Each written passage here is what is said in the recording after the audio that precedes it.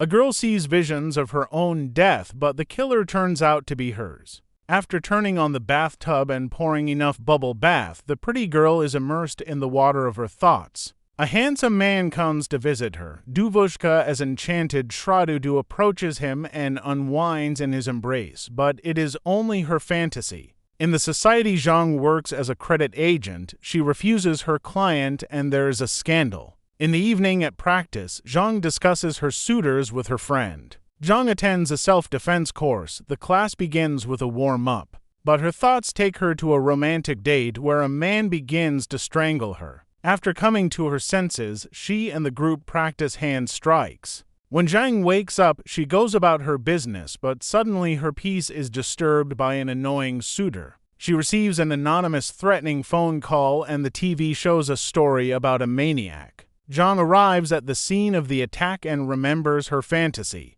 A strange man approaches her and introduces himself as a detective, but he does not inspire her confidence and she leaves. The woman seeks help from a psychologist but does not receive the desired support. On the street, she meets her disgruntled client, but her attention is taken away by an acquaintance who gives her a rose and invites her to coffee. In the coffee shop, a dialogue is started between the couple. The man volunteers to escort her out. After parting, the Jin dives into the thick of her fantasies, where the main character is her new acquaintance, but it all ends with a stabbing. The next day, a frightened girl calls the police and tells them about her vision. A detective volunteers to help her, and they arrive at the scene of a future crime. The girl sees the vision and runs away from the policeman in fright. Zhang meets her acquaintance again. He invites her to his place, but on the way Zhang sees terrible visions of potential murders and runs away in hysterics, but the guy catches up with her and calms her down.